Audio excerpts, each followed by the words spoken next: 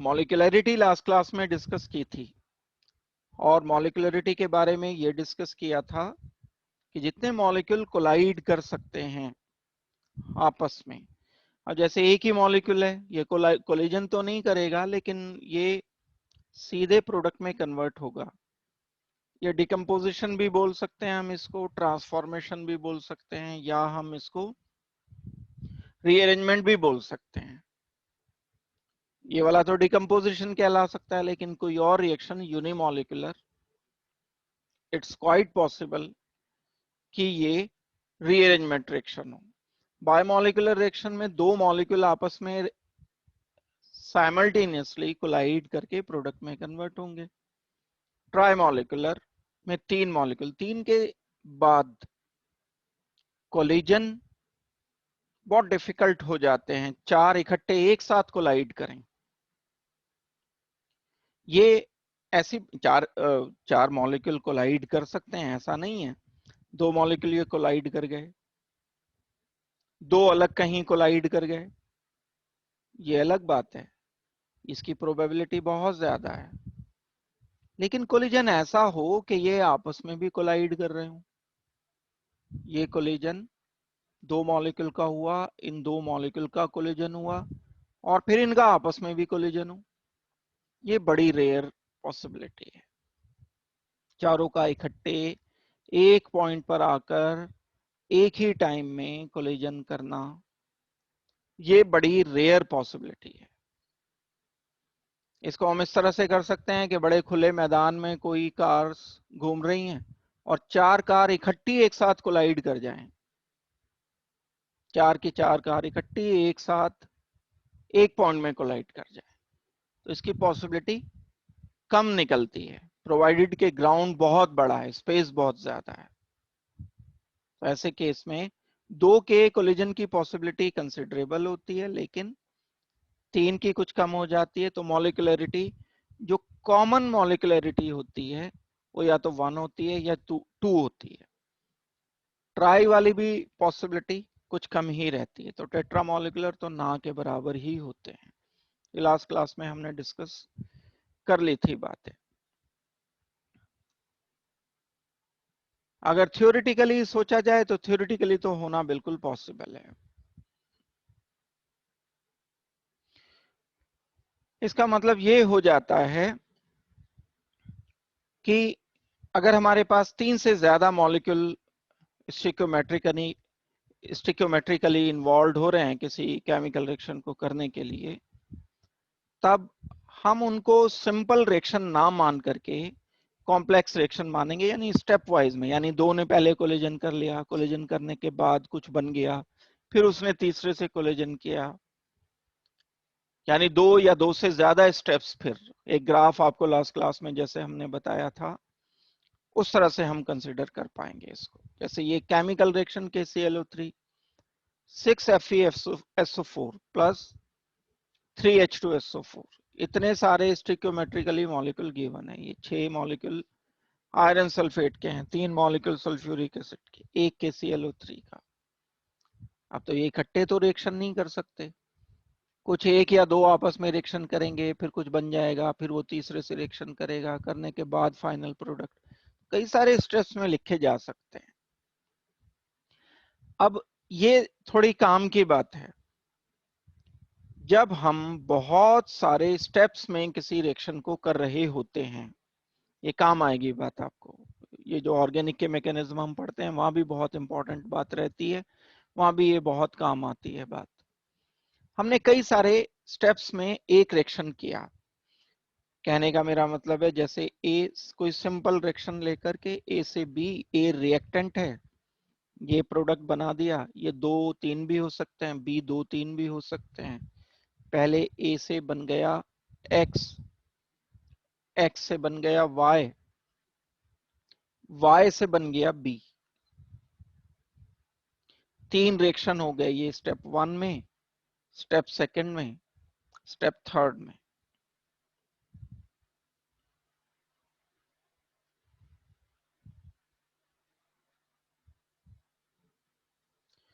अगर हम इन 3 रिएक्शन की बात करते हैं तो ये 3 अलग अलग स्टेप्स हैं, लेकिन इन तीनों स्टेप्स का एल्जेब्रिक सम कर दिया जाए तो सम करने पर ये ए बी में कन्वर्ट हो गया, फाइनल मुझे रिजल्टेंट यही मिला। अब हम इसमें एनर्जी नहीं सोच रहे हैं, अब हम इसमें रिवर्सिबिलिटी नहीं सोच रहे हैं, अब हम इसमें सिर्फ स्पीड की बात कर रहे हैं। अगर मुझे एनर्जी चेंज की बात करनी होती तो मैं बिल्कुल थर्मोडायनेमिक्स अप्लाई करता, जो हेसेस लॉ अप्लाई किया था हमने, सारे स्टेप्स की अलग अलग एनर्जी, उनका अलजेब्रिक सम कर दिया जाता तो पूरे रिएक्शन की ओवरऑल एनर्जी आ जाती, ये हेसेस लॉ जैसे किया था। तो ऐसे यहाँ अब, लेकिन हम क्योंकि काइनेटिक्स कर रहे हैं तो काइनेटिक्स में हम सिर्फ डील करते हैं रिएक्शन के रेट्स को।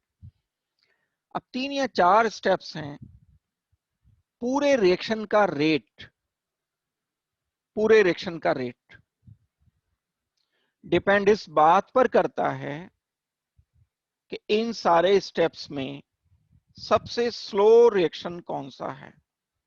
मान लो स्टेप 1 फास्ट है, स्टेप 2 स्लो है रिलेटिवली, स्टेप 3 भी फास्ट है, तो ये पूरे रिएक्शन का रेट डिसाइड करेगा ये सेकंड स्टेप।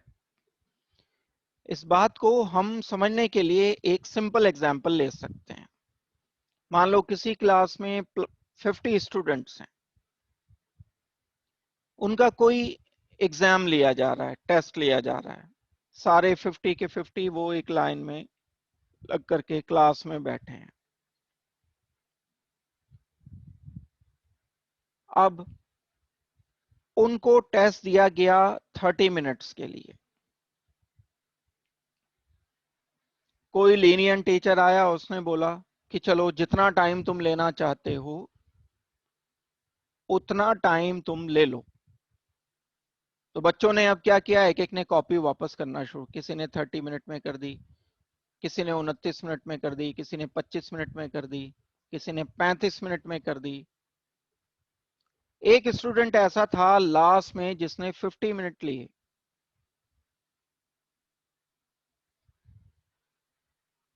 अब अगर ये क्वेश्चन पूछा जाएगा क्लास के उस टीचर से कि टेस्ट पूरा खत्म होने में, 100% खत्म होने में कितना टाइम लगा, तो टीचर बोलेगा कि 50 मिनट लगे। किसने डिसाइड किया? सबसे स्लो वाले बच्चे ने डिसाइड किया। अगर मैं इसे थोड़ा सा और एक्सट्रीम एंड पर इसी एग्जाम्पल को सोचता हूं, इस एग्जाम्पल को मैं अगर ऐसे लेता हूं कि सेम 50 स्टूडेंट थे, उनसे बोला गया चलो जितना भी टाइम लेना चाहते हो ले लो। तो एक स्टूडेंट ने 10 मिनट में दे दी, एक ने 15 मिनट में दे दी, एक ने 12 मिनट में दे दी कॉपी।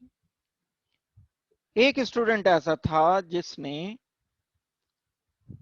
वही टोटल 50 मिनट लगाए। तो अब चाहिए जितना भी तेज चल रहे थे, ओवरऑल पूरे टेस्ट होने का टाइम, पूरी 100% क्लास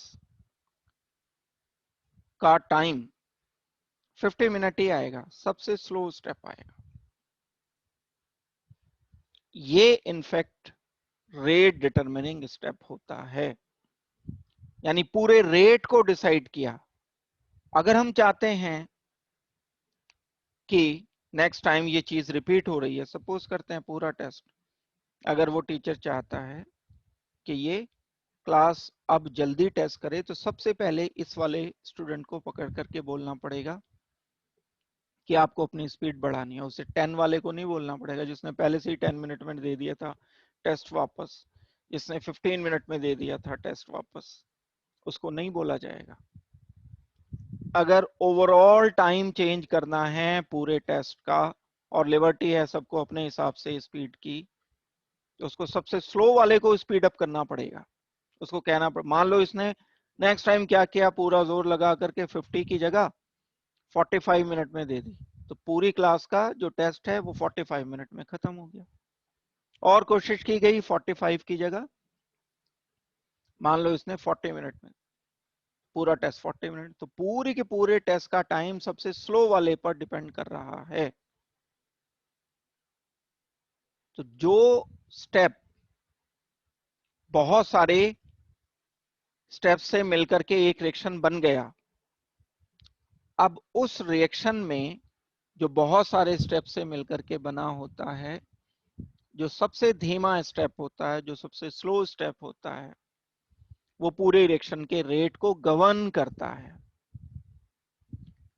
और अगर हम चाहते हैं कि पूरे रिएक्शन का रेट चेंज हो जाए, तब हमें सबसे पहले सबसे स्लो स्टेप को चेंज करना होगा, उस वाले स्टेप को फास्ट करना होगा। ये बड़ा एक इंपॉर्टेंट कंसेप्ट है, मैकेनिज्म को समझने के लिए ये काफी आपके काम आती है बात। इस बात को हम ऐसे भी समझ सकते हैं, जैसे मान लो किसी फैक्ट्री में साइकिल बन रही है, सपोज करते हैं। कैसे बनती है साइकिल?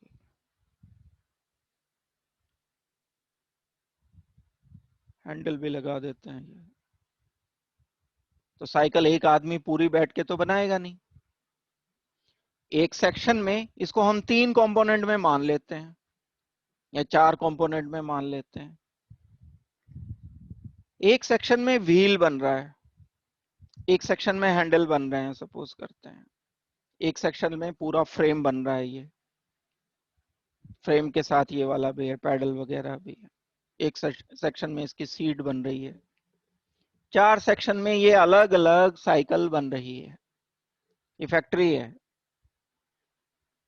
अब अगर हम इसका असेंबलिंग टाइम 0 मानते हैं कि जैसे ही बना और with in a fraction of second या 1 सेकंड में 2 सेकंड में इन्हें तैयार कर लिया हो। फॉर्मूला रेस वाली कार है, वो स्टेपनी जैसे 3 सेकंड में चेंज कर देते हैं, 4 सेकंड में, वो वाली कुछ कंडीशन है, असेंबल एकदम कर दिया उन्होंने।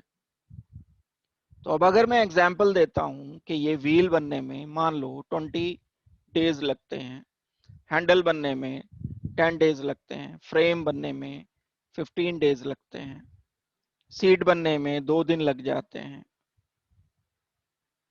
तो पूरी साइकिल तैयार होने में कितना टाइम लगेगा? पूरी साइकिल तैयार होने में 20 दिन लगेंगे। एक साथ बन रहे हैं ना, अलग अलग सेक्शन में। एक रूम में व्हील बन रहे हैं, एक रूम में हैंडल बन रहे हैं, ये बन रहा है, ये बन रहा है। 4 चीजें इकट्ठी बन रही हैं अगर असेंबलिंग टाइम हम 0 मानते हैं। तो अगर हम चाहते हैं पूरी साइकिल थोड़ा जल्दी बने, तो मुझे सीट को जल्दी करने की जरूरत नहीं है। तो ऐसा थोड़ी है सबसे पहले आप जाओगे, किसी ने ऑर्डर आया सपोज करते हैं, उसने बोला कि 20 दिन से कम टाइम में साइकिल चाहिए, तो आप क्या बोलोगे कि जो सीट वाला है उसे बोलोगे जाके कि नहीं तुम 2 दिन में बना रहे हो, 1 दिन में बनाना शुरू कर दो? फायदा ही नहीं है कोई। व्हील तो अभी भी 20 डेज में बन रहा है। इसको भी स्पीड अप करके काम नहीं चलेगा, इसको स्पीड अप करके काम नहीं, इसको स्पीड अप करना पड़ेगा। जो सबसे स्लो स्टेप है उसको स्पीड अप करना पड़ेगा। जो सबसे स्लो स्टेप है उसको अगर आप स्पीड अप करते हो, मान लो ये आप 18 डेज में कर देते हो, 18 डेज में करने पर अब पूरी साइकिल 18 डेज में तैयार हो जाएगी। तो अगर हम किसी भी केमिकल रिएक्शन का रेट बढ़ाना चाहते हैं और वो केमिकल रिएक्शन कई सारे स्टेप्स में हो रहा है, तब हमें देखना होता है कि सबसे स्लो स्टेप कौन सा है। जो सबसे स्लो स्टेप होगा हमें उस स्टेप पर वर्क करना होगा, और उस स्टेप पर वर्क करके हम तब उसकी स्पीड को चेंज करेंगे। तब तक चेंज करेंगे जब तक वो पॉसिबल है। अब मान लो कई बार आपने इसको 20 दिन की जगह 3 दिन कर दिया, व्हील 3 दिन में बनने लगा, तो अब स्लो स्टेप तो ये हो गया, ये हो गया 15 वाला हो गया। तो अब आपका स्लो स्टेप ही यानी रेट डिटरमिनिंग स्टेप, रेट पूरे साइकिल को, रेट का बनने का जो रेट है अब फ्रेम पर डिपेंड करेगा, अब व्हील पर डिपेंड नहीं करेगा, क्योंकि ये तो आपने इतना कंट्रोल कर लिया। रिएक्शंस में ऐसा नहीं होता। रिएक्शन में तो आप क्या करते हो, बस स्लो स्टेप को थोड़ा बहुत ऑल्टर करते हो, लेकिन वो इतना ऑल्टर नहीं हो पाता कि बाकी दूसरा जो है वो रेट डिटरमिनिंग बन जाए। लेकिन हाँ, इतना जरूर है कि हमें रेट डिटरमिनिंग स्टेप को पहचान कैसे होगी, जो सबसे स्लो होगा उस स्टेप की पहचान करने के तरीके होते हैं। हम उसे पहचान करके उसको अगर स्पीड अप कर देते हैं तो ओवरऑल स्पीड अप, रिएक्शन, पूरा रिएक्शन स्पीड अप हो जाता है। ये एक प्रॉपर वे होता है किसी भी केमिकल रिएक्शन को डील करने का। किसी के दिमाग में कंफ्यूजन ये भी आ सकता है कि जैसे एलिमेंट्री रिएक्शन को हम कई सारे स्टेप में करके कॉम्प्लेक्स बना देते हैं, ए टू बी, तो पहले ए से बी बन गया, ए से एक्स बन गया, एक्स से वाई बन गया, फिर एंड वाई से जेड बन गया, वाई से बी बन गया। अब यहां सोचने में लगेगा सबको कि मान लो इसको 5 सेकंड लगे, इसको 3 मिनट लग गए और इसको 1 सेकंड लगा, तो अब यहां आप क्या काउंट करोगे, आप काउंट करोगे पूरे रिएक्शन का टाइम, आप काउंट करोगे 5 second plus 3 minute plus 1 second. जबकि सचमुच में ऐसा नहीं होगा। सचमुच में कोई केमिकल रिएक्शन अगर एक से ज्यादा स्टेप्स में हो रहा है तो वो बिल्कुल ठीक इसी तरह से होता है जैसे किसी फैक्ट्री में साइकिल बनती है। अलग अलग सेक्शंस होते हैं और वो पैरेलल चलता है। शुरू में तो ऐसा होगा, अब ऐसा नहीं है कि एक मॉलिक्यूल तो एक ही है पूरी टेस्ट ट्यूब में, एक मॉलिक्यूल है। अब वो पहले ए से एक्स बना देगा, एक्स से फिर वो वाई बनाएगा, वाई से फिर वो बी बनाएगा। जब थोड़ी देर के बाद, मान लो 10 सेकंड, 15 सेकंड, 20 सेकंड के बाद इस रिएक्शन मिक्सचर में सारी चीजें अवेलेबल होंगी, पैरेलल चल पड़ेंगे रिएक्शंस। ऐसा भी हो रहा होगा कि ए से एक्स बन रहा है, उसी सेम टाइम पर एक्स से वाई भी बन रहा होगा। अब सारे मॉलिक्यूल इकट्ठे रिएक्शन नहीं करेंगे ना। मान लो 1 मोल है, 1 मोल में तो एक स्टैटिस्टिक होता है। 1 मोल की जगह मैं इसे सिंपल करने के लिए मान लेता हूं कि 100 मॉलिक्यूल हैं। अब ऐसा तो है नहीं कि 100 मॉलिक्यूल यहां एक लाइन में खड़े होंगे बिल्कुल, और ये 100 100 ए थे, ये वाले ए। अब बिल्कुल शूट हुआ, जैसे आवाज आई बस उन्होंने एक्स बना लिया, एक्स बना के रुक के खड़े हो गए। फिर स्टेप 2 की आवाज आई, फिर उन्होंने वाई बना दिया। ऐसा नहीं होगा। रिएक्शन तो अपनी अपनी कैपेबिलिटीज के अकॉर्डिंग होता है। इन सब 100 के 100 मॉलिक्यूल्स की एनर्जी अलग अलग होती है। एक डिस्ट्रीब्यूशन ग्राफ होता है एनर्जी का, डिस्ट्रीब्यूशन, किसी की एनर्जी ज्यादा, किसी की एनर्जी कम, कोई एकदम से चल पड़ेगा, कोई देर से चलेगा, कोई ये आगे पहुंच जाएगा तो ये स्टार्ट ही होना शुरू हो जाएगा। ठीक उसी तरह से जैसे कोई ट्रेन के कंपार्टमेंट में बैठते होते हैं लोग, ऐसा नहीं है कि बस विदाउट एनी टाइम लैग अगर 100 लोग यहाँ प्लेटफॉर्म पर खड़े हैं तो बस जैसे ही ट्रेन रुकी बस 100 के 100 कोई सबसे पहले चढ़ेगा, फिर उसके दूसरे नंबर पे अगर मैं बिल्कुल एक सेंसिटिव कोई कैमरा लगा दूं तो सबसे पहले चढ़ने वाला कोई एक होगा,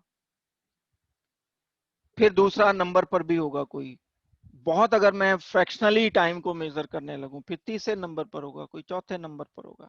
ठीक उसी तरह से 100 लोग अगर दौड़ लगाते हैं तो इस लाइन पर पहुंचने वाला सबसे पहले कोई और होगा, एक सिंगल होगा, फिर दूसरे में, तीसरे में, चौथे में।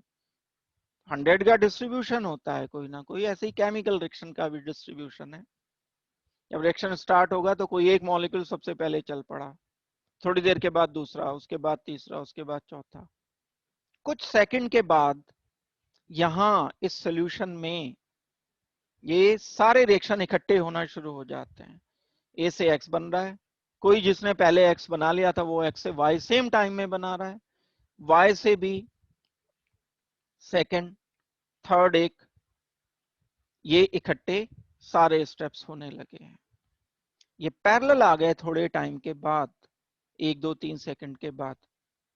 किसी ने तो बी भी बना दिया, किसी मॉलिक्यूल से तो बी बन चुका, और किसी मॉलिक्यूल ने अभी रिएक्शन ही करना नहीं शुरू किया, वो भी खड़ा ही सुस्ता रहा है थोड़ा सा कि चलो अभी चलते हैं, एक्स बनाएंगे पहले। तो ये सारी चीजें पैरेलल चलती हैं। इन पैरेलल रिएक्शन को हम कॉम्प्लेक्स रिएक्शन बोल रहे होते हैं।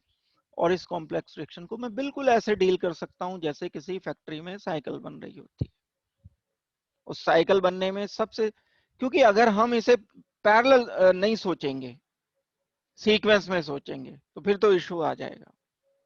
फिर तो एक ही रिएक्शन, एक ही मॉलिक्यूल की बात मैं कर रहा हूं ना। मॉलिक्यूल 1 2 3 4 1000 10,000 20,000 मॉलिक्यूल नहीं रिएक्शन करते, मोल्स में होती है बात, बहुत बड़ी गिनती है।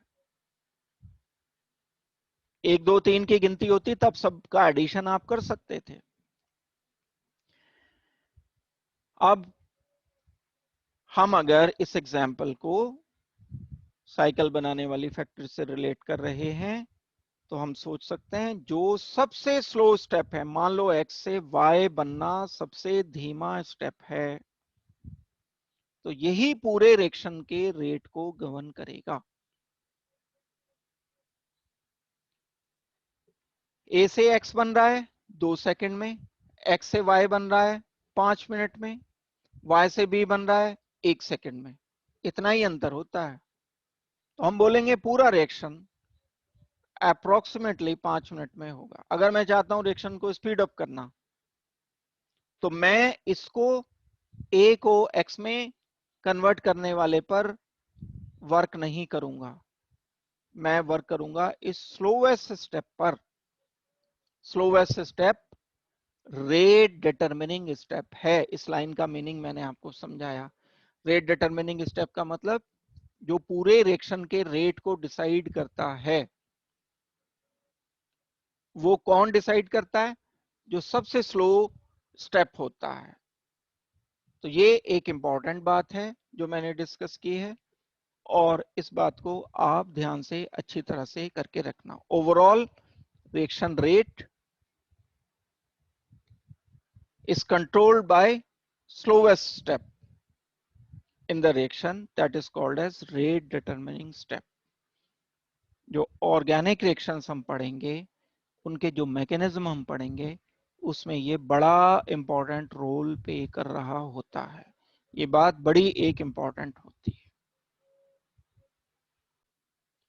ये बात समझने के लिए जो हमने डिस्कस की है, हम एक एग्जाम्पल ले सकते हैं, और वो एग्जाम्पल है हाइड्रोजन परऑक्साइड का।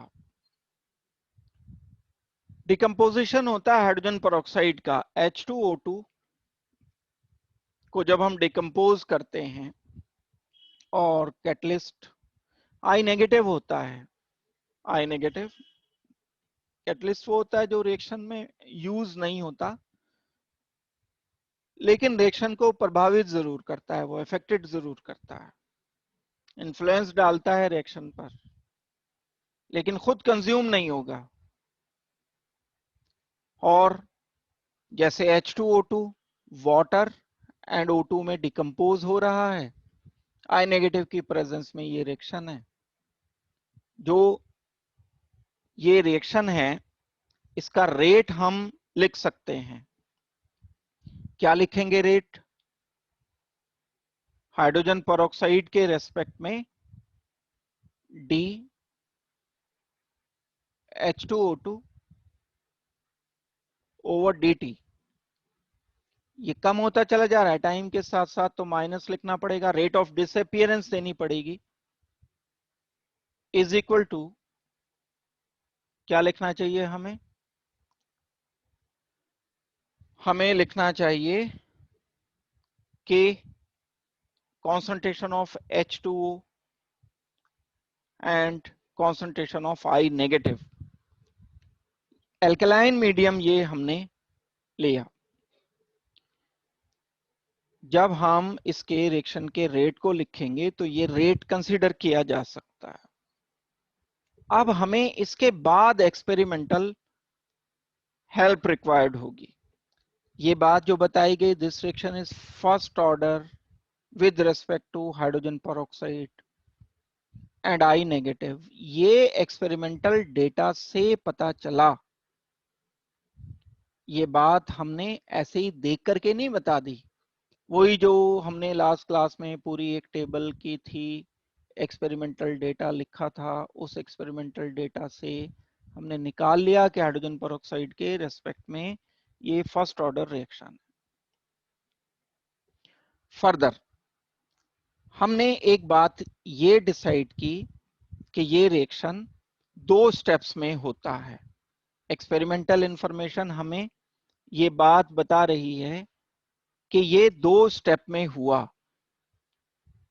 आई नेगेटिव का कहीं इन्वॉल्वमेंट हुआ होगा रिएक्शन में। अब ये हमने एरो के ऊपर लिख रखा है, इसका मतलब ये है एरो के ऊपर लिखने का या कैटलिस्ट होने का कि इसने H2O2 से पहले आई नेगेटिव ने रिएक्शन करके कुछ बनाया होगा।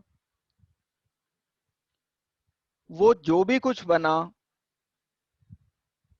उसने फर्दर प्रोडक्ट बना दिया होगा, वापस आई नेगेटिव बना दिया होगा।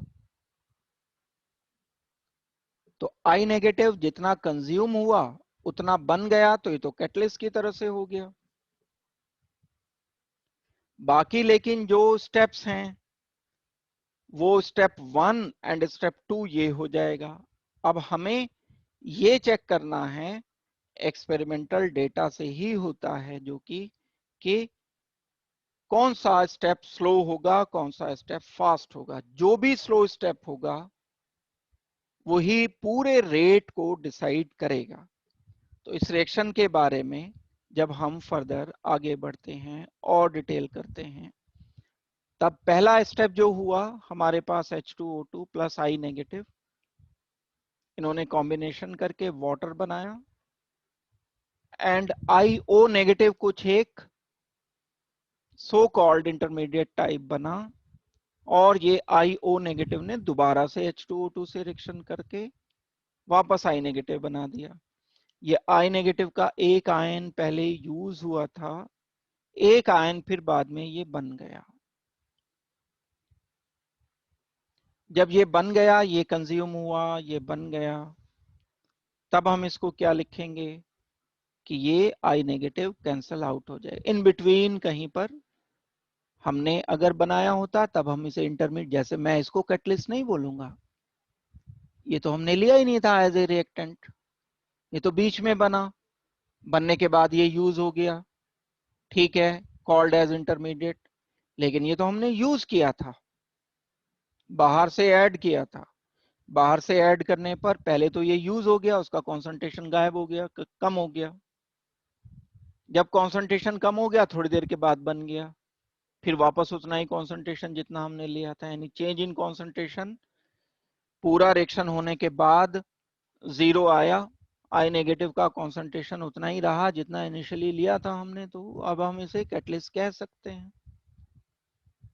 तो कैटलिस्ट आई नेगेटिव है। 2 स्टेप्स हमने जब ये किए तो ये दोनों के दोनों अगर हम कंसीडर करते हैं तो बायोमोलिकुलर रिएक्शंस हैं। ये बायोमोलिकुलर रिएक्शन मतलब 2 मॉलिक्यूल कोलाइड करके बना रहे हैं।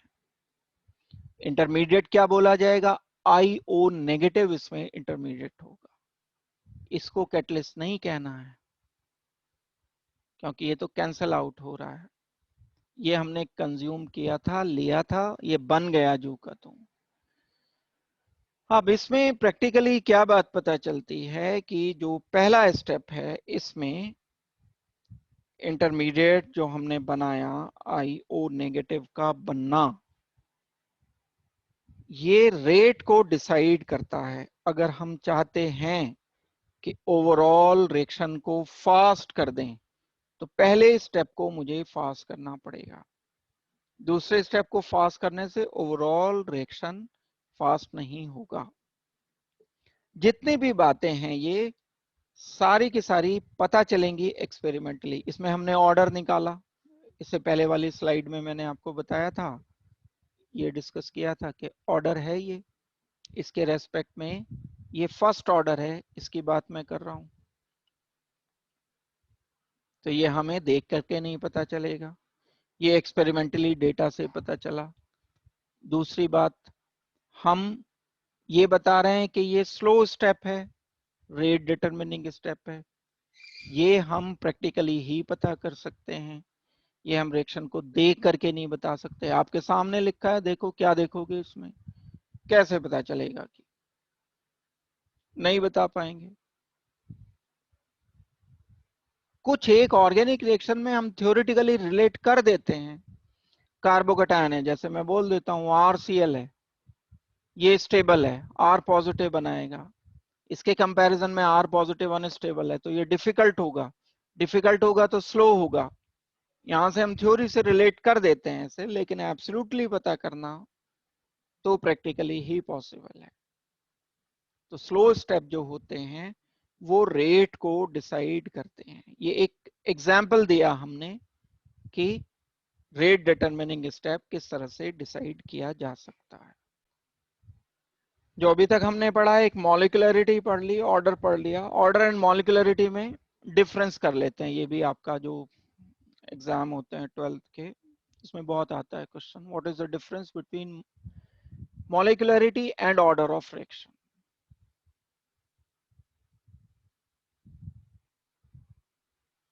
मॉलिक्यूलरिटी को डिफाइन कर सकते हैं, जो रिएक्टेंट मॉलिक्यूल हम किसी एलिमेंट्री रिएक्शन में एक दूसरे के साथ कोलाइड कराते हैं वो मॉलिक्यूलरिटी कहलाती है। ऑर्डर क्या है? वो किसी रेट लॉ में एक्सपोनेंट्स का समेशन है, sum of powers of concentration in terms of rate equation, rate law लिख देते हैं, उसमें जो पावर्स आती हैं उन पावर्स का समीशन, पूरे रिएक्शन का रेट, और किसी एक के रेस्पेक्ट में मुझे करना हो तो इसकी जो पावर होगी वो बोला जाएगा कि किसी एक ही कंपोनेंट का ऑर्डर है, ये बोला जा सकता है। हम मॉलिक्यूलरिटी किसी हद तक थ्योरेटिकली भी बता सकते हैं, लेकिन ऑर्डर ऑफ रिएक्शन बिल्कुल नहीं बताया जा पाएगा। ऑर्डर ऑफ रिएक्शन एक्सपेरिमेंटली ही बताया जा सकता है। मॉलिक्यूलरिटी जीरो नहीं हो सकती, बिना मॉलिक्यूल के केमिकल रिएक्शन हो जाए ऐसा नहीं होगा, कम से कम एक तो रखनी पड़ेगी। ऑर्डर ऑफ रिएक्शन जीरो हो सकता है। इसके अलावा मॉलिक्यूलरिटी कभी फ्रैक्शनल नहीं आएगी, लेकिन ऑर्डर ऑफ रिएक्शन जो है वो फ्रैक्शनल आ सकता है, इंटीग्रल भी हो सकता है, फ्रैक्शनल भी हो सकता है। इसको नोट कर लो, फिर आगे बढ़ते हैं। अब ये करने के बाद, molecularity and order of reaction करने के बाद, हम इन किसी भी केमिकल रिएक्शन के एक पर्टिकुलर ऑर्डर को लेकर के उसकी डिटेल पर आते हैं। मान लो हमारे पास कोई जीरो ऑर्डर रिएक्शन है, हमारे पास कोई फर्स्ट ऑर्डर रिएक्शन है, हमारे पास कोई सेकंड ऑर्डर रिएक्शन है, तो इसको हम कैसे डील कर सकते हैं? किसी भी केमिकल रिएक्शन में हम इसको किस तरह से रिप्रेजेंट करेंगे, और इसकी एक इक्वेशन जो आती है, ये मैं जो लिख रहा हूं कि इनफाइनाइट स्मॉल चेंज, जहां चेंज की बात आ गई है, तो मुझे अब इसको कहीं ना कहीं इंटीग्रेट कर कर जीरो से किसी वैल्यू के बीच में एक एग्जैक्ट वैल्यू कैलकुलेट करने की इक्वेशन निकालनी पड़ेगी। तो ये बहुत सिंपल है। अगर हम रेट लॉ लिखने की कोशिश करते हैं कोई एक जीरो ऑर्डर मान करके, हमने प्रैक्टिकली चेक किया, पता चल गया कि ये जीरो ऑर्डर है, डेटा लेकर के पता चलेगा, ऐसे नहीं पता चलेगा। जैसे ए से कोई बी बन रहा है, ए कोई है, ए से बी बन गया, तो मैं रेट लॉ लिख सकता हूं इसका, क्या आ जाएगा? Rate will be equal to minus d concentration of A over dt। ये प्रोपोर्शनल हो जाएगा किसके? इक्वल टू हो जाएगा किसके? या प्रोपोर्शनल हो जाएगा किसके? कॉन्सेंट्रेशन ऑफ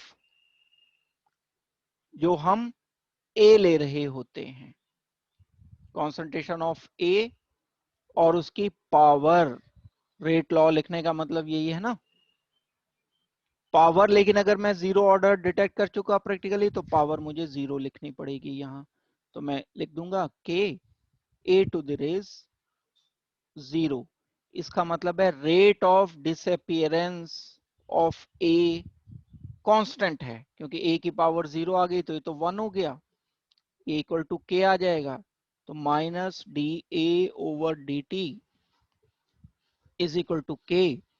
तो rate of disappearance of A will be constant, change नहीं होगा ये टाइम के रेस्पेक्ट में।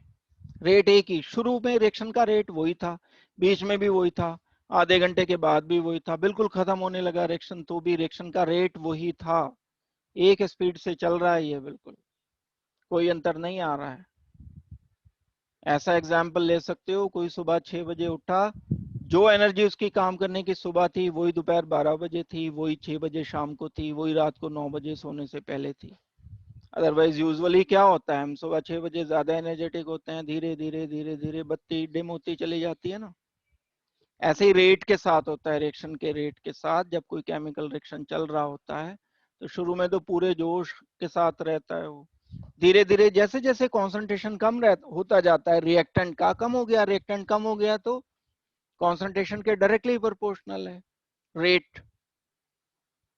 तो कॉन्सेंट्रेशन कम होता चला जाता है तो रेट भी कम होता चला जाता है।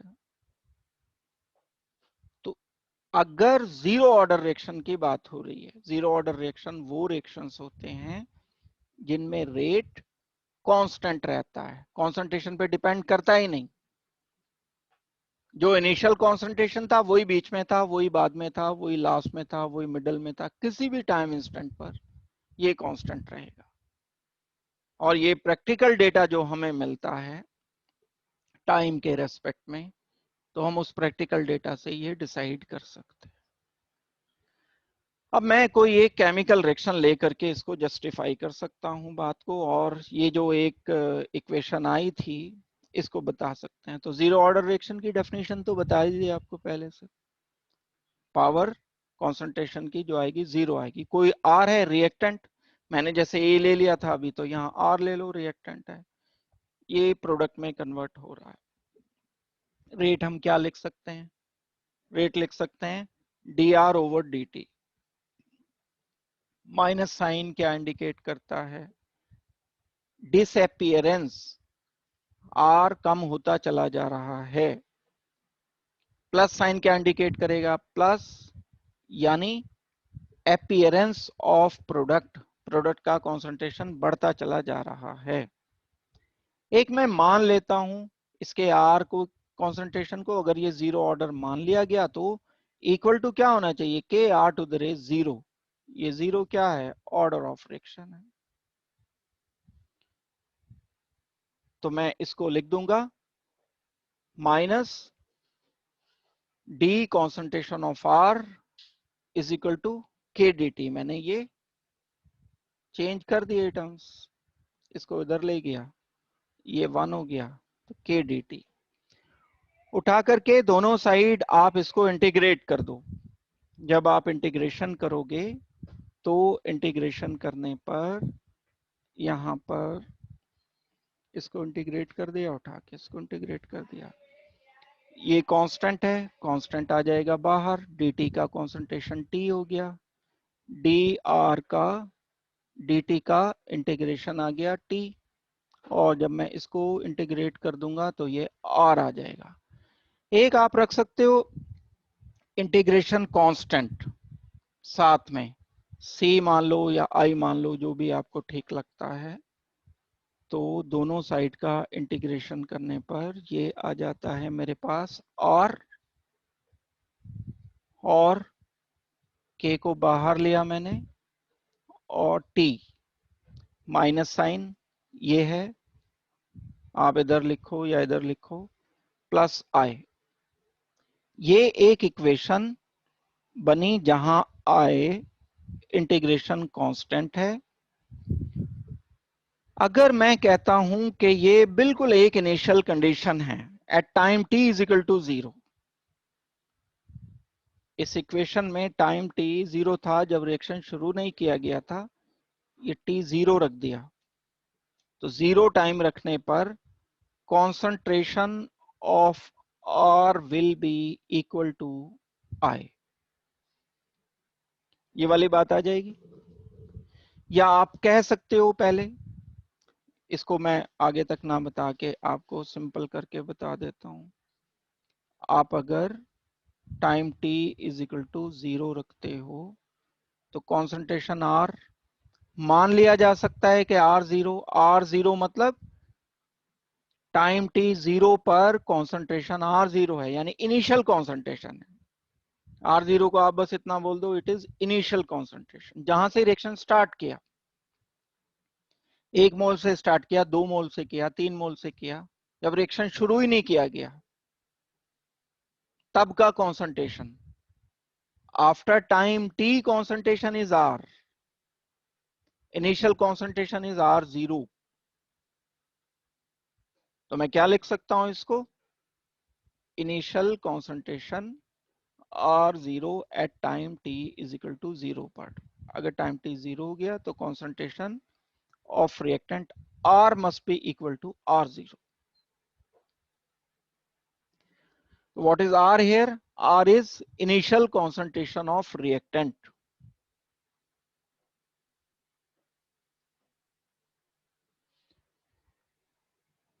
ये वैल्यू अगर मैं यहां रखता हूं इस वाले में इक्वेशन में तो क्या आ जाएगा, कॉन्सेंट्रेशन ऑफ R0 मतलब माइनस के मल्टीप्लाइड बाई 0 प्लस I। तो I किसके इक्वल आ जाएगा, R0 के इक्वल आ जाएगा। इनिशियल कॉन्सेंट्रेशन आ गया। इस रेट लॉ के लिए बात है, ये हमेशा के लिए नहीं है, बात ध्यान रखना। जीरो ऑर्डर रिएक्शन के लिए जो रेट लॉ था उसके लिए integration constant will be equal to initial concentration. अब मैं ये वैल्यू उठा करके इसमें रख देता हूं, ये उठा करके इसी इक्वेशन में रख दो। आई की जगह मैं क्या लिख सकता हूं, R0 लिख सकता हूं। तो एक नई इक्वेशन मेरे पास ये बन गई।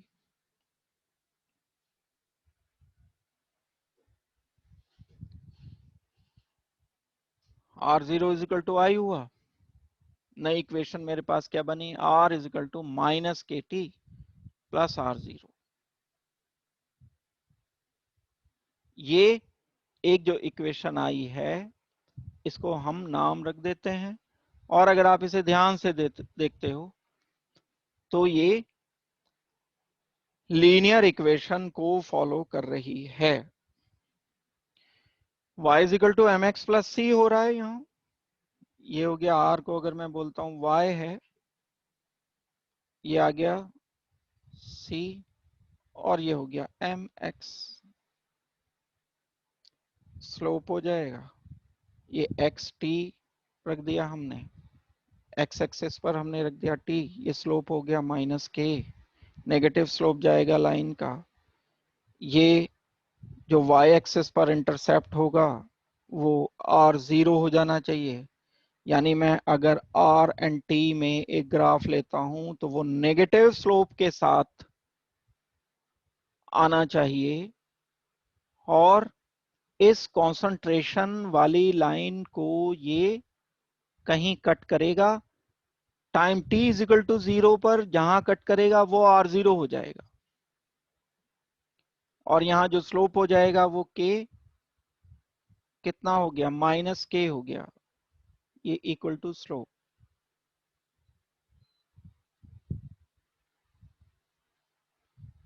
तो यहां से हम इस ग्राफ की 2-3 वैल्यू अगर ले लें, मान लो हमने 3, क्योंकि जब एक्सपेरिमेंट करना कोई आसान काम नहीं है, मुश्किल काम है। हर थोड़ी थोड़ी देर के बाद कितने डेटा लोगे आप क्या करते हो, 3 डेटा ले लेते हो, बस 4 डेटा ले लेते हो, ग्राफ बना लेते हो। अब उस ग्राफ को बनाकर हम एक्स्ट्रापोलेट करते हैं। मान लो मैंने एक ग्राफ पर 3 पॉइंट ले लिए, 1 2 3, ये मुझे मिल गया ग्राफ इतना, सचमुच में ये टी था और ये कॉन्सेंट्रेशन था R। अब टाइम मान लो 10 सेकंड में, 15 सेकंड में, 20 सेकंड में मैंने डेटा ले लिया। अब उसके बाद 20-25 सेकंड में क्या होगा, मैं टाइम पे आगे बढ़ा, इस ग्राफ को एक्सट्रापोलेट कर दिया, इसको एक्सट्रापोलेट कर दिया। एक्सट्रापोलेट करने पर, क्योंकि लीनियर ये आ रहा है, मुझे वो वैल्यूज भी पता चल जाएंगी जो प्रैक्टिकली मैंने नहीं कैलकुलेट की है। 2 या 3 वैल्यूज से अब मैं किसी भी टाइम पर कॉन्सेंट्रेशन फाइंड कर सकता हूं इस गिवन सेट ऑफ कंडीशन के लिए जब ऑर्डर 0 है। ये इतना यहां से यहां तक जो आ जाएगा ये और 0 आ जाएगा, ये हमारी कंडीशन रहेगी। आई होप कि ये वाली बात आपको समझ लग गई होगी।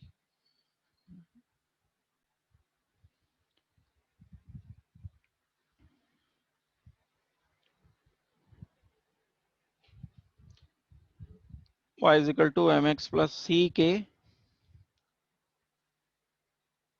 रिप्रेजेंटेशन को करता है जहां स्लोप हो जाएगा -k और इंटरसेप्ट हो जाएगा r0। स्ट्रेट लाइन के इक्वेशन को ये फॉलो करता है, r is equal to -kt plus r0।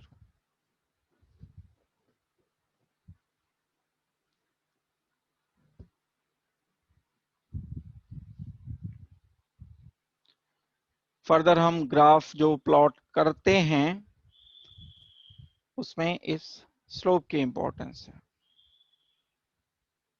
और ग्राफ 2 या 3 डेटा से 3 डेटा यूज किए जाते हैं प्रैक्टिकली, उससे फिर हम एक्स्ट्रापोलेट करके किसी भी टाइम पर, किसी भी टाइम इंटरवल पर ये कैलकुलेट कर सकते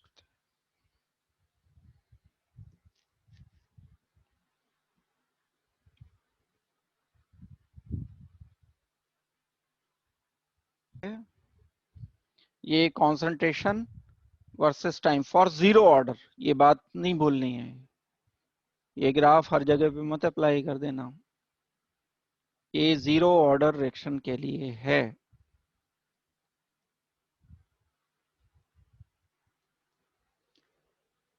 variation in concentration versus time for 0 order reaction.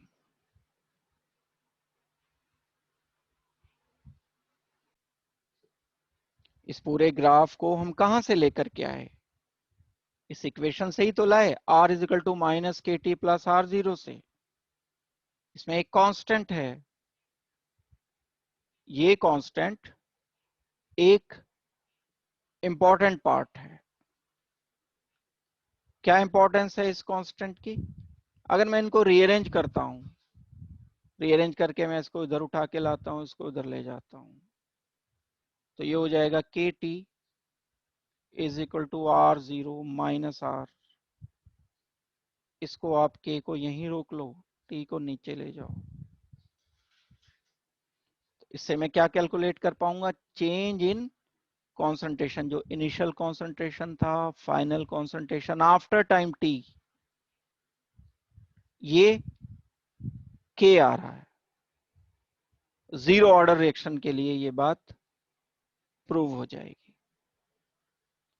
तो ये हम रेट कांस्टेंट कभी अगर न्यूमेरिकली हमें फाइंड करना है तो ये इक्वेशन हम अप्लाई करते हुए रेट कांस्टेंट फाइंड कर सकते हैं। जैसे यही वाला जो सामने अभी मैंने बताई है, इसके लिए r0 minus r over t।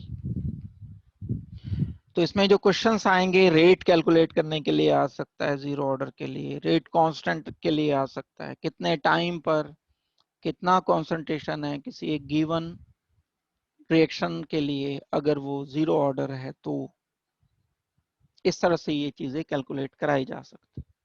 कुछ एक जो एक्चुअल एग्जांपल्स इसके एग्जिस्ट करते हैं, वो एग्जांपल्स कौन कौन से हैं वो हम बता रहे हैं आपको।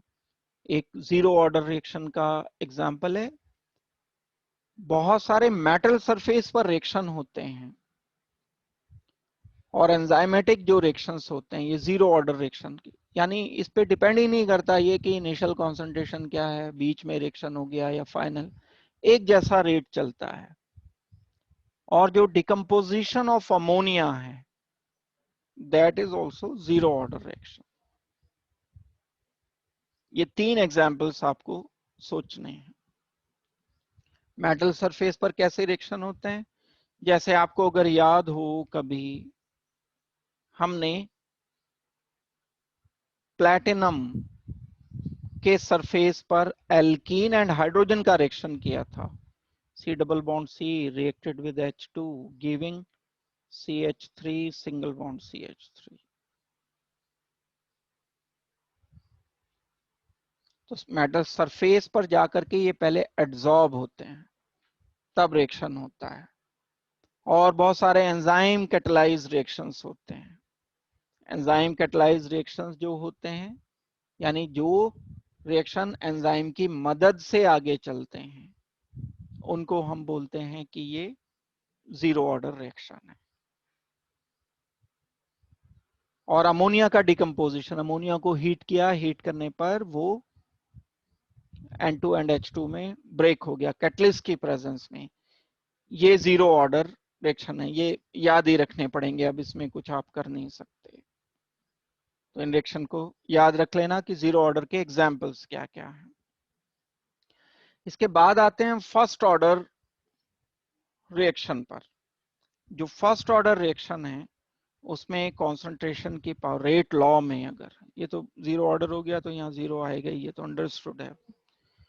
फर्स्ट ऑर्डर हम किन्हें बोलते हैं रिएक्शन को, कोई रिएक्टेंट प्रोडक्ट में कन्वर्ट हो रहा है और रेट इक्वल टू किसके आ जाए, rate constant multiplied by concentration to the raise 1 अगर आ जाता है तब हम इनको फर्स्ट ऑर्डर रिएक्शन बोला करते हैं। जैसे जीरो ऑर्डर किया ठीक उसी तरह से हम सब वैसे ही अप्लाई करेंगे सारी बात फर्स्ट ऑर्डर के लिए। जैसे रिएक्टेंट प्रोडक्ट में कन्वर्ट हो रहा है, अब हम इसका इनिशियल कॉन्सेंट्रेशन R0 मान सकते हैं time t is equal to 0 पर, बिल्कुल अभी जैसे कंसीडर किया था। रिएक्शन का रेट क्या होगा, रिएक्टेंट के कॉन्सेंट्रेशन में कमी डिवाइडेड बाय टाइम, यानी rate of disappearance of reactant per unit time. क्योंकि ये फर्स्ट ऑर्डर है तो इसलिए मैं K multiplied by concentration of reactant power 1 लिखूंगा। रीअरेंज कर लेते हैं इसको अगर हम, तो रीअरेंज करने पर ये minus d R over R to the raise 1 definitely is equal to k d t. फिर उसी तरह से जैसे अभी इंटीग्रेट किया था इसे दोनों साइड से इंटीग्रेट करने पर वही पैटर्न रहेगा, ये k है कांस्टेंट है बाहर आ गया, dt का t आ जाएगा प्लस इंटीग्रेशन कांस्टेंट रख देंगे। अब ये dr नहीं है अकेला, dr ओवर r, तो log natural log and concentration of r आ जाना चाहिए। अगर हम इसका इंटीग्रेशन करते हैं तो ये आ जाएगा log to the base e concentration of r equal to kt या माइनस kt और साथ में आएगा प्लस इंटीग्रेशन कांस्टेंट आए, ये इक्वेशन बनेगी। लिमिट बांध करके ही कर रहे हैं, डेफिनेटली हम इसको लिमिट में भी कर सकते हैं, टाइम t 0 से लेकर के t टाइम t तक करते हुए, कॉन्सेंट्रेशन r0 से rt तक करते हुए। तो वही पैटर्न है, यहाँ सिंपल करके मैं इसे बता रहा हूँ। तो i जहां पर इंटीग्रेशन कांस्टेंट हो जाएगा, अगर हम इंटीग्रेट करते हैं तो ये log to the base e r आ गया equal to minus k t plus I. वही बात अप्लाई कर लो। अब इससे पहले अगर मैं टाइम t इक्वल टू 0 रख रहा हूं तो concentration r will be equal to r0, ये बराबर आ जाएंगे दोनों, यहां 0 रख दोगे तो ये r0 हो जाएगा। तो ऐसे केस में मुझे क्या लिखना चाहिए, log to the base e r0 is equal to I, क्योंकि ये तो 0 हो गया, ये मल्टीप्लाई हो गया k से, ये पूरा 0 हो जाएगा। यहाँ पर log to the base e natural log r 0 हो गया इक्वल टू i हो गया। अब i की वैल्यू ये उठा करके यहाँ रख दोगे, initial concentration and concentration after time t, और इसको सॉल्व कर लो। सॉल्व कर लोगे तो हमें रिजल्ट मिल जाएगा और हम रेट कांस्टेंट तक पहुंच जाएंगे। रेट कांस्टेंट कैलकुलेट करना भी इंपॉर्टेंट होता है। किसी एक गिवन रिएक्शन के लिए मैंने रेट कांस्टेंट कैलकुलेट कर लिया, अगर रेट कांस्टेंट कैलकुलेट कर लिया तब मैं उसके किसी भी कॉन्सेंट्रेशन पर ये सारा कैलकुलेट कर सकता हूं कि इनिशियल कॉन्सेंट्रेशन क्या रहा होगा और टाइम टी के बाद कॉन्सेंट्रेशन क्या रहा होगा। तो हम इसे आगे प्रोसीड करते हैं फर्दर। अगर तो I is integration constant time t 0 पर r is equal to r 0 हो गया। ये हम इसकी वैल्यू उठा करके I की पुट कर देते हैं इक्वेशन 1 में। Natural log r0 is equal to I की वैल्यू उठा करके यहाँ रखी तो हमें ये रिलेशन मिल गया। इसको नोट कर लो पहले, आगे बढ़ेंगे फिर हम। इस इक्वेशन को रीअरेंज करोगे, KT को यहीं रोक लो, इसको उठा करके इधर लेकर के जाओगे तो क्या हो जाएगा, natural log r minus natural log r0 is equal to minus KT। क्या लिख सकता हूं, log r minus log r0 क्या हो जाएगा, log r over r0, log m minus log n is equal to log m over n। फिर ये minus sign में अगर यहां से हटाना चाहता हूं तो ये रिवर्स हो जाएंगी, r ओवर r0 की जगह क्या हो जाएगा, r0 ओवर r हो जाएगा, माइनस हटा करके अगर मैं नेगेटिव हटा दिया। फिर मैं k को यहीं रोक कर t को इधर नीचे ले जाता हूं तो ये हो जाएगा k is equal to 1 over t log r0 over r। Natural log को log टू द बेस 10 में कन्वर्ट कर लोगे तो 2.303 log to the base 10 r0 over r multiplied by 1 by t is equal to k आ जाना चाहिए। तो बस आगे हमें इसे प्रोसीड करते हुए बस जस्ट सॉल्व करना है। सॉल्व करोगे तो ये ऐसी कुछ कंडीशन रहेगी।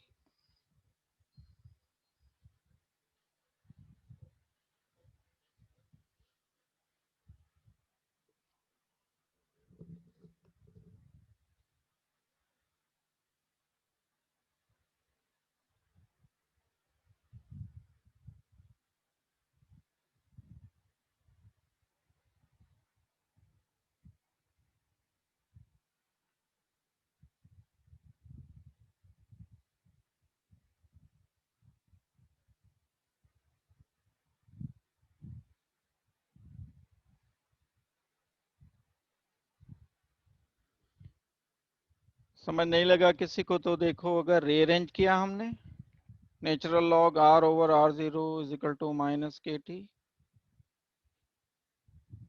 मैंने क्या किया, ये नेगेटिव साइन हटा करके r0 ऊपर हो गया, ये r नीचे आ गया।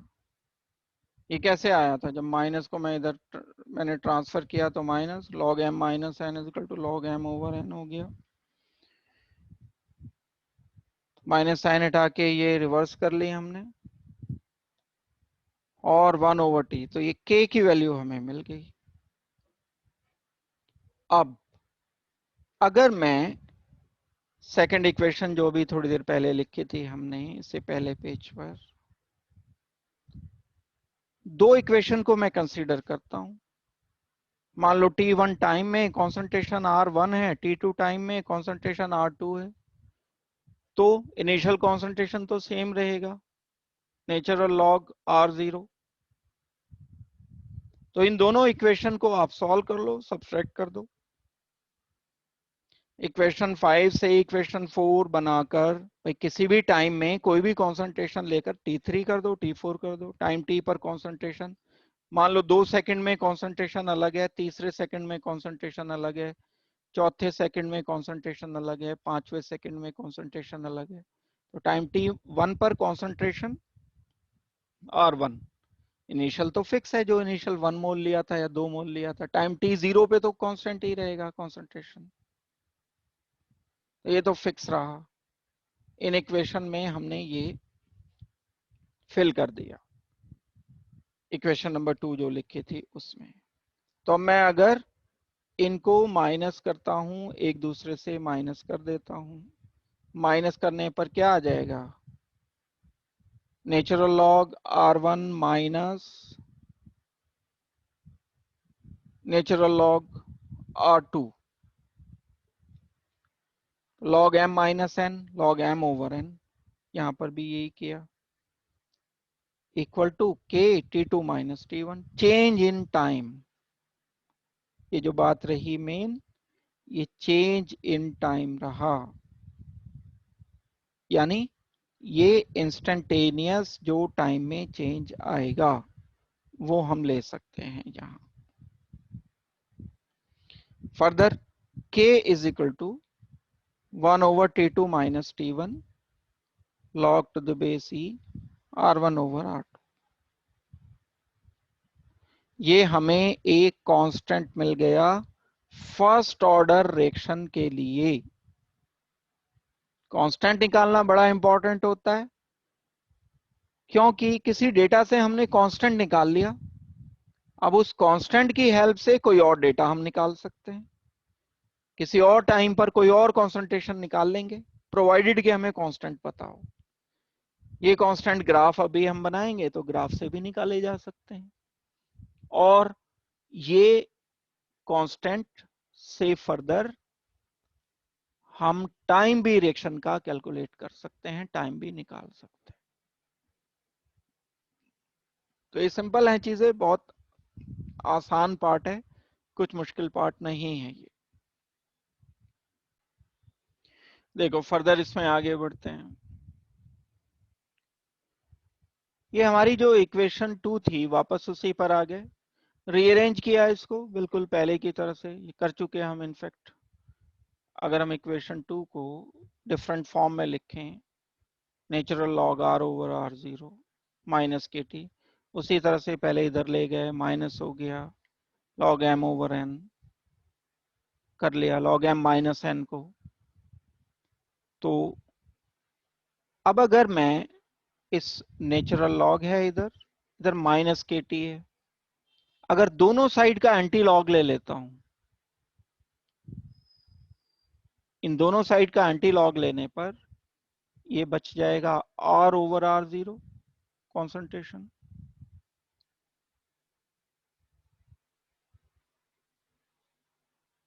Is equal to e to the raise minus k t. लिख सकता हूं मैं concentration of R must be equal to R0 initial concentration exponent form of minus k t. ये एक इक्वेशन ऑलरेडी आपकी हो जाती है। कुछ नहीं किया इसका मैंने, बस सॉल्व करने में काम आती हैं चीजें जब हम कुछ कैलकुलेट करना चाहते हैं। इक्वेशन वही है एक, उसके डिफरेंट फॉर्मेट ही तो हैं, उसके रूप अलग अलग हैं बस। इक्वेशन तो एक, ये 2 ही है जो चल रही है, इसी को बदला हर जगह, हर बार इसी को बदल रहा है। तो एक मेन इक्वेशन यही है, इसको हम अलग फॉर्मेट में लिख सकते हैं। नोट कर लो इसको जल्दी से।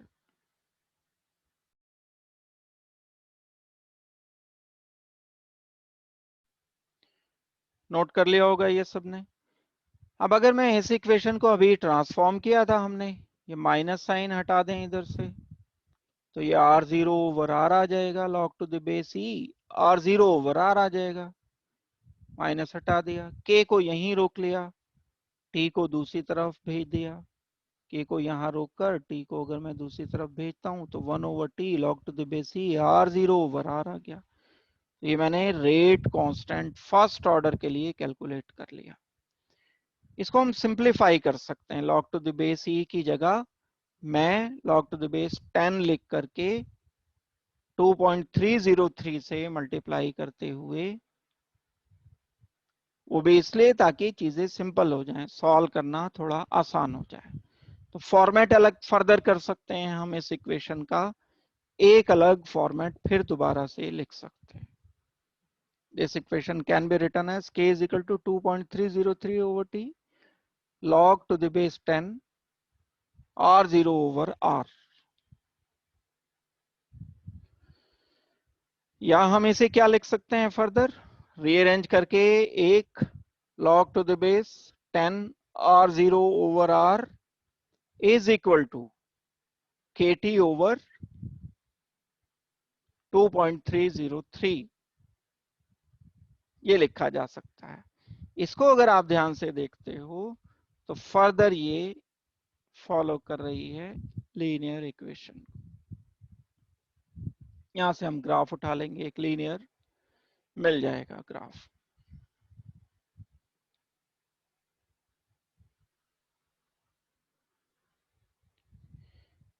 तो अगर हम log to the base 10 r0/r versus time एक प्लॉट लेते हैं, वर्सेस टाइम, तो ये इतना मेरे पास आ गया।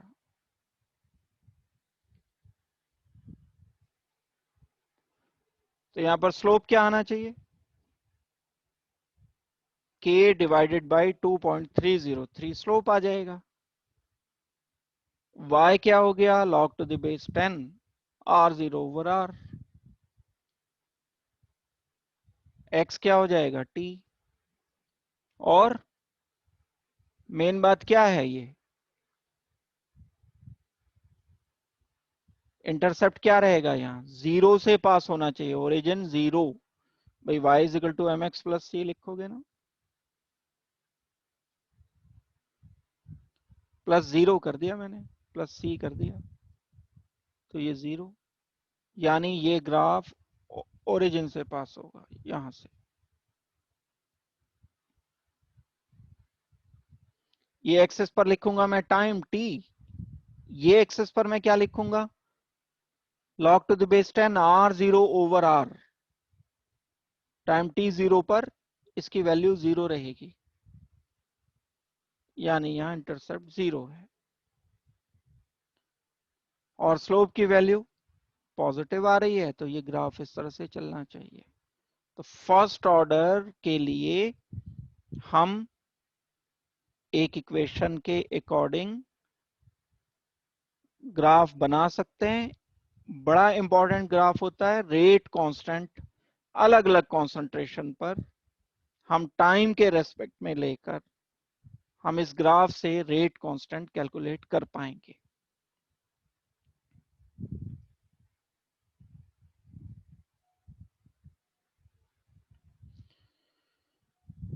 तो ये इक्वेशन मैंने बना दी, y is equal to mx plus C हो गया, ये प्लस जीरो लिख दिया।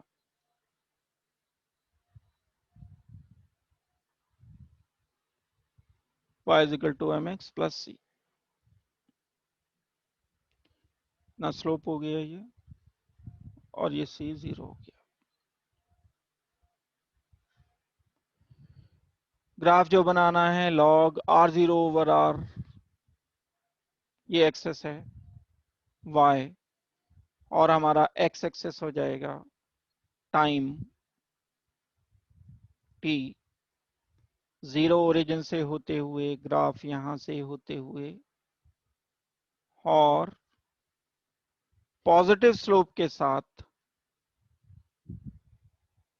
ये एक चेंज हम बता सकते हैं किसी भी टाइम पर रेशो r0/r का log टू द बेस 10 के टर्म्स में डिसाइड किया जा सकता है, जहां एक पॉजिटिव स्लोप आएगा। तो ये बातें आपको अच्छी तरह से ध्यान से करते हुए बस इसकी प्रैक्टिस करनी है, कोई बहुत ज्यादा मुश्किल तो पार्ट इसमें है नहीं है।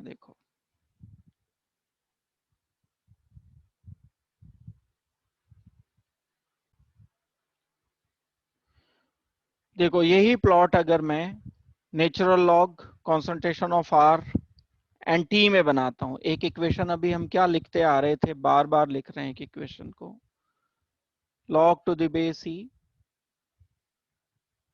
concentration of R is equal to minus kT plus log to the base e R0।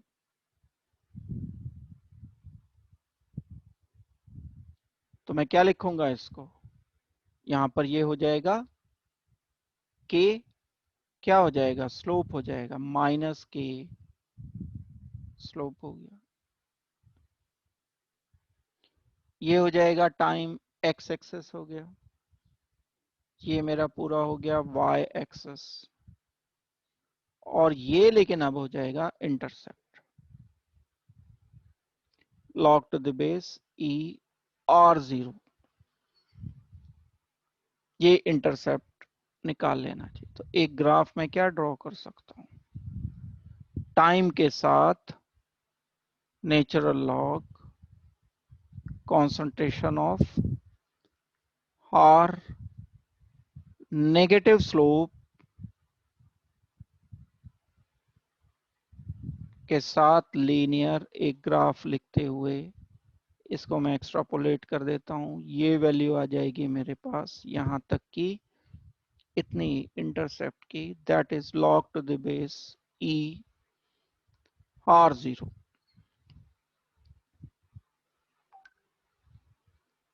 तो ये एक और फॉर्मेट हो सकता है इस प्लॉट का, इस ग्राफ का।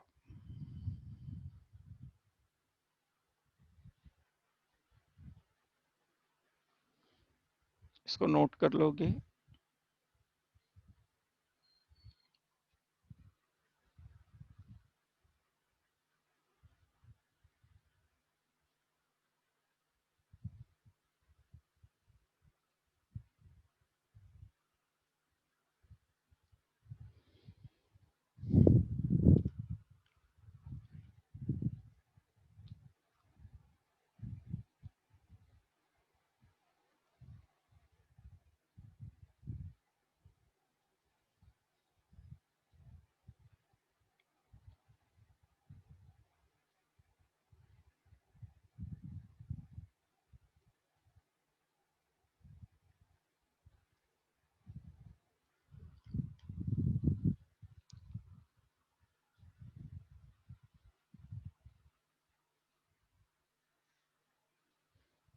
हो गया, नोट हो गया ये।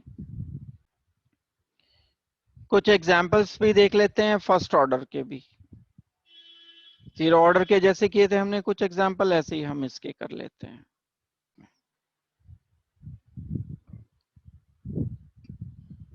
फर्स्ट ऑर्डर आता है, पता चलेगा प्रैक्टिकली ही, ये पक्की बात है।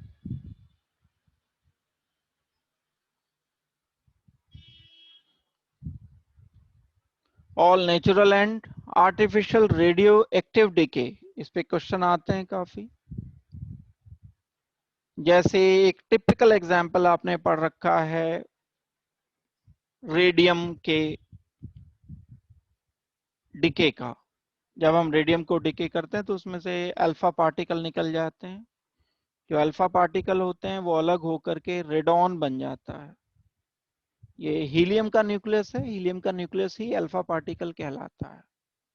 रेडियम में से ये माइनस कर दिया, न्यूक्लियर रिएक्शन अगर याद हो आपको थोड़े बहुत कहीं, न्यूक्लियस एटॉमिक नंबर 88 है, ये दो कम कर दिया, प्रोटॉन दो कम कर दिए, 86 बचेगा।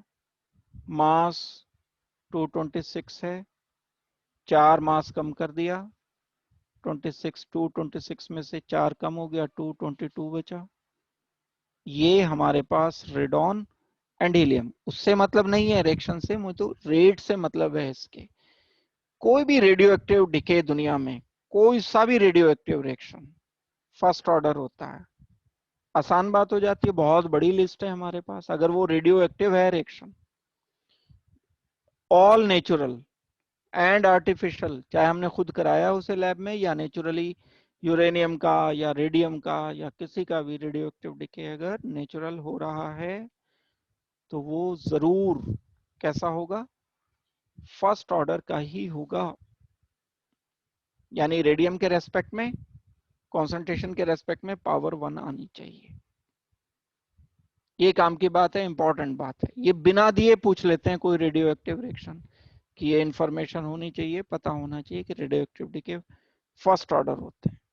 अगर हम डिकम्पोजिशन करते हैं N2O5 का, नाइट्रोजन पेंटाऑक्साइड का एंड N2O का, तो ये फर्स्ट ऑर्डर रिएक्शन होते हैं।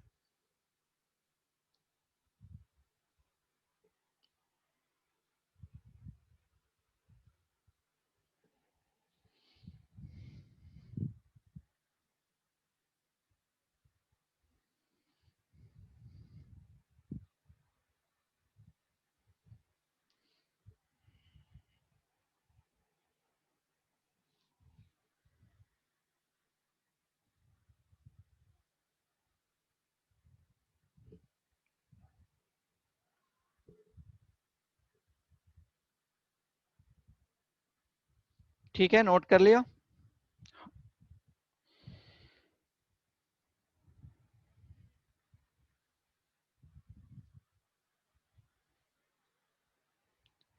आज के लिए हम इतना ही रखते हैं। बाकी काफी काम हो गया, ये मेन काम इस चैप्टर का ये था जो हमने रेट लॉ कैलकुलेट किए, रेट कांस्टेंट कैलकुलेट करने के लिए इक्वेशन बनाई, ग्राफिकल रिप्रेजेंटेशन पढ़ा। बड़ा इंपॉर्टेंट पार्ट था ये, इसको आप लिख करके सोच करके करना। क्वेश्चंस करने अब आप शुरू कर सकते हो इस चैप्टर के, एनसीईआरटी के असाइनमेंट में भेज भी दूंगा आपको।